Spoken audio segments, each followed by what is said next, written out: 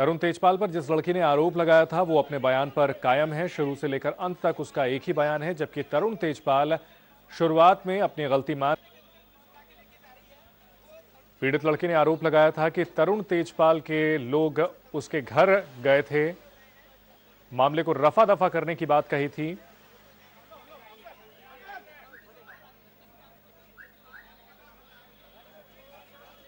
अब से कुछ ही पलों में फैसला आ जाएगा। पणजी सेशंस कोर्ट के बाहर सुरक्षा काफी बढ़ा दी गई है।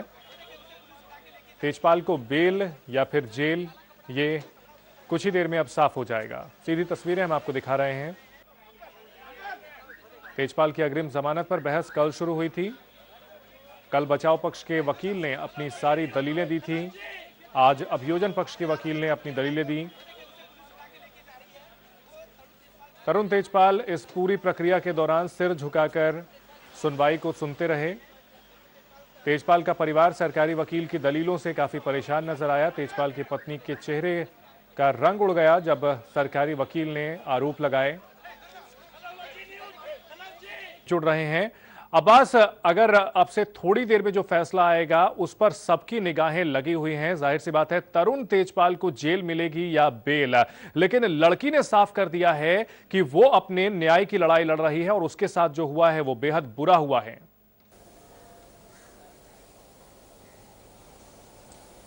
बेशक नदीम, जिस तरह ये मामला खुल के उजागर हुआ है, हालांकि अभी इस पर फैसला क्या आएगा वो 4:30 बजे तक पता चलेगा, लेकिन सबकी नज़र इस खबर पर लगी हुई है क्योंकि जिस तरह अगर तरुण तेजपाल की बात करें तो वो तरुण तेजपाल एक ऐसी शख्सियतों में थे जो खबरों के लिए जाने जाते थे कि ऐसे उन्होंने ऑपरेशंस को अंजाम दिए थे, लेकिन आज खुद वो एक खबर बनकर रह गए हैं। हालांकि पीड़िता का ये कहना है कि वो अपने हक की लड़ाई, अपनी इज्जत की लड़ाई लड़ रही है और तरुण तेजपाल जो है अपने बचाव कर रहे हैं किसी भी तरह।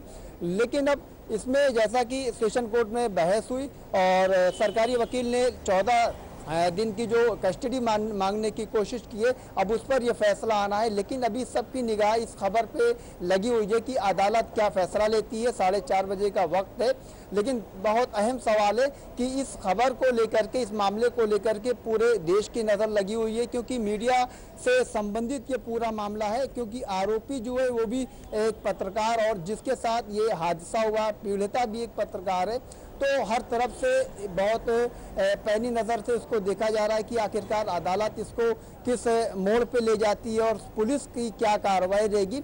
हालांकि तरुण तेजपाल की जो वकील है वो पूरी तरह इसको बचाने की कोशिश में अपने मुवक्किल को, लेकिन अब सवाल ये है कि जो सरकारी वकील ने जो एविडेंस पेश किए उनके ऊपर अदालत का क्या फैसला होता है। हालांकि तरुण की तरफ से जो वकील ने एविडेंस रखी अपने बचाव पक्ष के लिए, उसको लेकर के अब जो फैसला आएगा वो 4:30 बजे के बाद पता चलेगा। जी देवेश। अब्बास, अगर बात की जाए तरुण तेजपाल की तो उन पर यह आरोप लग रहे हैं कि बार बार वो अपना बयान बदल रहे हैं, गिरगिट की तरह रंग बदल रहे हैं। सरकारी वकील ने यह बात भी कही है, जबकि पीड़िता का बयान शुरू से लेकर अब तक एक ही है। यह चीज काफी खिलाफ जा सकती है तरुण तेजपाल के, क्योंकि शुरुआत में अपना गुनाह उन्होंने कबूल किया था, लेकिन बाद में पीड़िता पर ही झूठ बोलने का आरोप लगाया था। देखिए, ये तस्वीर तो उसी दिन साफ हो गई थी जब इस मामले को लेकर के पीड़िता ने कंपनी को, अपने मैनेजिंग एडिटर को मेल किया था। उसके बाद जो तरुण तेजपाल थे उन्होंने माफ़ीनामा दिया था मेल के जरिए। लेकिन बाद में जब मामला बढ़ता गया और मामला मीडिया में आया, तूल पकड़ते आ गया, तो बचाव को अपने देखते हुए तरुण तेजपाल ने ये बयान दिया कि उनके साथ ऐसा कुछ हुआ नहीं, सीसीटीवी फुटेज खंगाला जाए, होटल के पुराने निकाले जाएं। तो सबसे पहला तरुण तेजपाल ने ये जो मेल किया था वो एक महत्वपूर्ण एविडेंस है कि अगर तरुण तेजपाल ने गलती न की होती तो आखिरकार वो माफ़ीनामा कैसे मांगते, उनको खुद सामने आकर के अपनी प्रतिक्रिया रखनी चाहिए।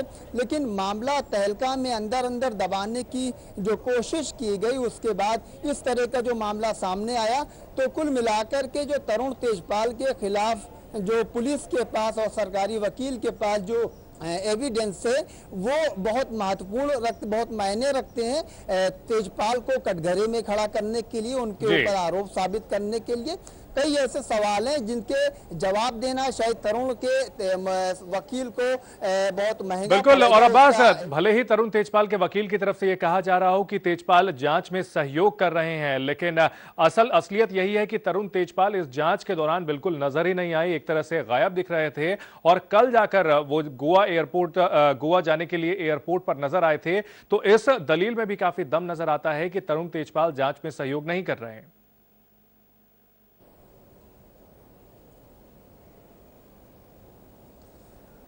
जी देखिए, अगर उनको सहयोग करना होता तरुण तेजपाल को, तो जब मामला उजागर हुआ था और गोवा पुलिस ने मांग करी थी, उसके बाद वो टेलीफोनिक कन्वर्सेशन से बात कर सकते थे, अपना बयान रख सकते थे, क्योंकि तेजपाल एक शख्सियतों में थी और पुलिस से बराबर संपर्क में रह सकते थे।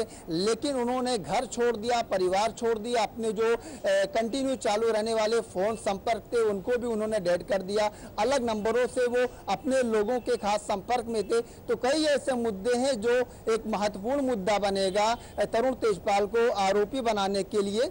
लेकिन अगर तरुण तेजपाल किसी भी तरह अपने आप को जैसा कि बेगुनाह बताते हैं, आरोपों को दरकिनार करते हैं, तो अगर ऐसा सही होता तो तेजपाल जो माफीनामा उन्होंने दिया है उसको खुल करके उसके ऊपर अपनी प्रतिक्रिया रखते। जैसा कि लड़की ने तेजपाल की बेटी जो कि पीड़िता की जो दोस्त भी कही जाती है उससे ये बात बताई थी। तो इसके बाद तेजपाल ने फिर दूसरी बार ये जो रास्ता है इसको चुना था। तो कहीं ना कहीं से तेजपाल शुरू से ही अपने आप को सेव करने की कोशिश कर रहे हैं। वो अलग अलग दिल्ली के कई कोर्टों में भी उन्होंने अपने आप को बचाने की कोशिश की, नहीं पहुंचना चाहते थे गोवा पुलिस के सामने, क्योंकि उनको डर था कि उन्होंने गुनाह किया है और उनको जो है पुलिस कभी भी अरेस्ट कर सकती है। हालांकि अभी उनका जो अग्रिम जमानत की याचिका है उस पर भी पूरी तरह से रोक लगी हुई है। तो मामला ये तस्वीर शीशे की तरह साफ हो चुकी है कि आज ही तरुण तेजपाल की गिरफ्तारी संभव है। जी बिल्कुल, आज तरुण तेजपाल की गिरफ्तारी हो सकती है, लेकिन इस पर फैसला अब से कुछ ही पलों में आ जाएगा। गोवा सेशंस कोर्ट ने इस पर फैसला 4:30 बजे तक के लिए सुरक्षित रख लिया था। फिलहाल जो खबर आ रही है उसके मुताबिक सेशंस कोर्ट के बाहर सुरक्षा काफी बढ़ा दी गई है। तरुण तेजपाल, जिन पर यौन उत्पीड़न का आरोप तहलका के ही एक कर्मचारी ने लगाया था, तहलका के थिंक फेस्ट के दौरान तरुण तेजपाल ने यौन उत्पीड़न किया था। तरुण तेजपाल ने अपने लिखित माफीनामे में यह बात कही थी कि उसने गलत बर्ताव किया, लेकिन बाद में अपने बयान से वो पलट गए और लड़की पर राजनीतिक साजिश के तहत उन पर आरोप लगाने की बात कही। लेकिन गोवा पुलिस ने पूछताछ कर ली है और काफी सबूत भी इकट्ठा कर लिए हैं और अभी किसी भी वक्त ये फैसला आ सकता है अग्रिम जमानत पर तेजपाल को बेल मिलेगी या जेल। अपनी तरफ से तेजपाल ने जांच में पूरा सहयोग करने का दावा किया है, उनके वकील ने दावा किया है, लेकिन अभियोजन पक्ष की तरफ से कहा गया कि तेजपाल गिरगिट की तरह रंग बदल रहे हैं, जबकि पीड़ित लड़की का बयान शुरू से लेकर अंत तक एक ही रहा है। साथ जुड़ रहे हैं अखिलेश, अगर कानून के हिसाब से देखा जाए तो जो दलीलें हैं अभियोजन पक्ष की काफी दमदार नजर आती हैं और तेजपाल के लिए मुश्किलें बढ़ती हुई।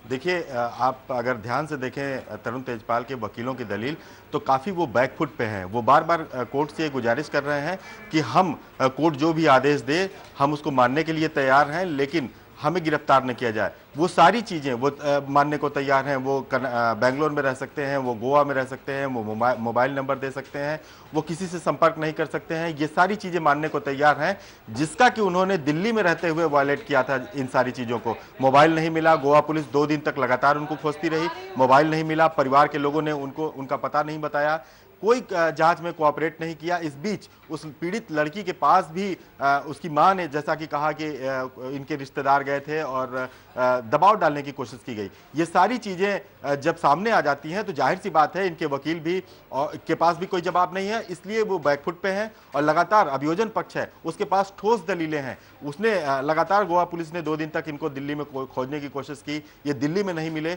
दिल्ली हाईकोर्ट में इन्होंने एक अग्रिम जमानत के लिए याचिका दायर की, थी, लेकिन वहां भी इनके वकीलों ने एक सोची समझी रणनीति के तहत काम किया। जब देखा कि दिल्ली हाईकोर्ट में भी बहस पूरी होने के बाद फैसला सुरक्षित हो गया और लगने लगा कि इन्हें कोई राहत नहीं मिलने वाली है, तो इन्होंने अपनी याचिका वापस ले ली। ये इसलिए वापस ले ली कि अगर दिल्ली हाईकोर्ट आपसे थोड़ी देर में ही आ सकता है। रवि जलोत्रा, अगर बात की जाए तरुण तेजपाल की, तो उन्होंने हर वो स्ट्रेटजी अपना ली जिससे कि उनको गिरफ्तार ना होना पड़े, अदालत के सामने पेश ना होना पड़े। लेकिन लड़की की अगर बात की जाए तो लड़की ने शुरू से लेकर अब तक अपना स्टैंड एक रखा है और उसने साफ कर दिया है कि वो अपनी इज्जत की लड़ाई लड़ रही है, भले ही सामने कितना भी रसूखदार शख्स हो।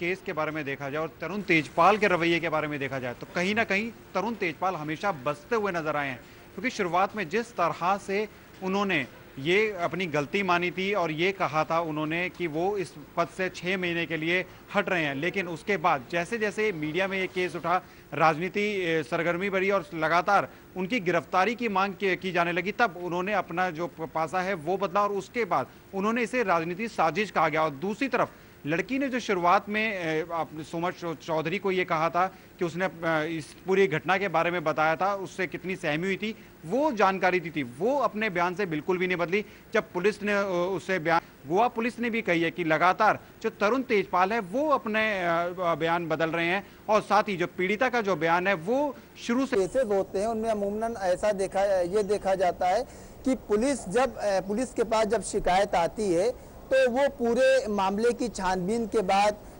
सबसे पहले जो आरोपी है उसको बुलाकर उसका बयान लेती है कि उनके ऊपर ये आरोप लग रहे हैं, उनका इस बारे में क्या टर्न है, क्या स्ट्रेटजी है, क्या कहना चाहेंगे।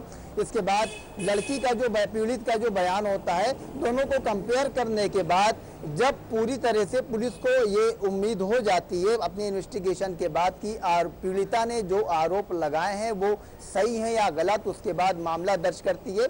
हालांकि अभी तेजपाल के मामले की अगर बात करें तो तेजपाल ने खुद ही यह साबित कर दिया था कि वो आरोपी हैं। जब उन्होंने मेल किया था, अपनी गलती की माफी मांगी थी, उसके बाद गोवा पुलिस से मुंह छुपाने की कोशिश कर रहे थे, तो तेजपाल ने तो पहले ही तस्वीर साफ कर दी कि वो आरोपी हैं। अगर आरोपी ना होते तो शायद बचने की कोशिश ना करते, पुलिस को आकर सहयोग करते, पुलिस की जांच में अपना पूरा सहयोग देते। परिवार को भी मना कर दिया, अपने दोस्तों को भी मना कर दिया, यहाँ तक कि घर से भी नदारद हो गए। जब गोवा पुलिस यहाँ पर आई, सम्मन भेजा, उसका कोई जवाब नहीं। तो तस्वीरें आईने की तरह साफ है कि तेजपाल ये खुद साबित कर चुके हैं कि वो मुजरिम है और इसकी उनको सजा मिलनी चाहिए। जी बिल्कुल, उनको सजा मिलनी चाहिए और यहाँ पर इसीलिए मुश्किलें बढ़ती हुई अग्रिम जमानत पर अब से थोड़ी देर में ही फैसला आ जाएगा।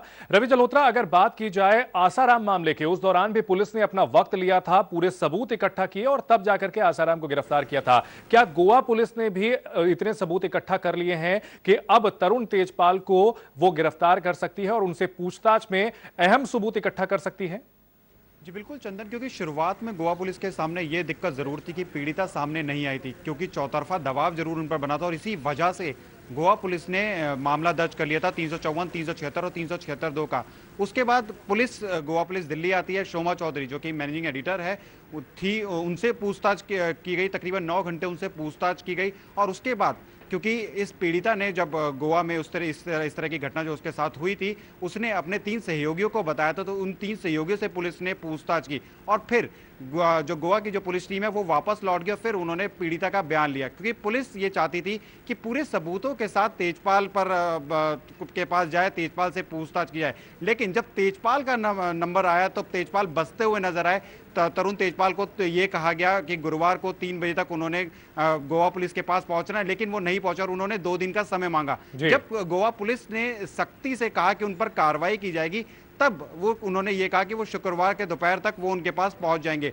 और उसके बाद क्योंकि गोवा पुलिस ये जानती थी कि तरुण तेजपाल बच निकल सकते हैं, वो कहीं पर भी जा सकते हैं, इसी वजह से गोवा की जो एक टीम है वो दिल्ली में ही उनके घर पर पहुंच गई। सुबह सुबह ही तरुण तेजपाल पर दबाव बनाना शुरू कर दिया और उसके बाद तरुण तेजपाल एयरपोर्ट से फ्लाइट पकड़ते हैं, गोवा के लिए जाते हैं। इससे पहले वो मीडिया को ये बात कहते हैं कि वो कहीं से बच नहीं रहे थे, उन्हें सम्मन दिया गया था, वो मिलने के लिए जा रहे थे। तो साफ तौर पर गोवा पुलिस ने एक रणनीति के तहत ये इस पूरे केस पर काम किया, क्योंकि जिस तरह से गोवा पुलिस के पास शुरुआत में थोड़ी दिक्कत जरूर थी, क्योंकि पीड़िता सामने नहीं आई थी, लेकिन अब पीड़िता भी उनके पास है। सीसीटीवी फुटेज है जिसमें गोवा पुलिस का ये कहना है कि सीसीटीवी फुटेज में साफ तौर पर यह दिख रहा है कि किस तरह से पीड़िता परेशान है, किस तरह से उन्हें पीड़िता को खींच की 3 गवाह हैं जिनसे लड़की ने शुरुआत में अपनी आपबीती बताई थी, फिर शोमा चौधरी को मेल के जरिए पूरी बातें बताई गई थी। पुलिस हालांकि इनसे पूछताछ कर चुकी है, लेकिन जांच जैसे जैसे आगे बढ़ेगी क्या इन्हें भी तलब किया जाएगा और कितना रोल होगा इनकी गवाही का?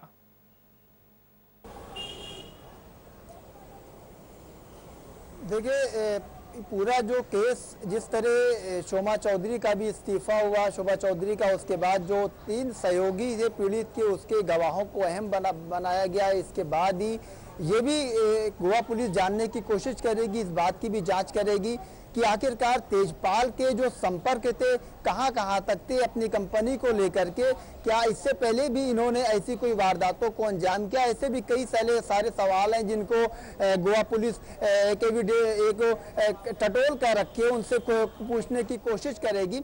बाकी जो स्टाफेज है यहाँ, चाहे दिल्ली की बात करें या मुंबई के स्टाफ की या फिर गोवा के, उनसे भी अलग अलग तरह से तेजपाल के बारे में जानकारी एकत्र करेगी। बिल्कुल अब्बास, पुलिस पूरे सबूत इकट्ठा करेगी। सारे लोग जो कि इस मामले से जुड़े हुए हैं, यौन उत्पीड़न के इस मामले से, उनसे भी पूछताछ करेगी। आप सभी हमारे साथ बने रहिए, आपसे चर्चा लगातार जारी रहेगी। यहां रुकेंगे एक छोटे से ब्रेक के लिए, फौरन हाजिर होते हैं।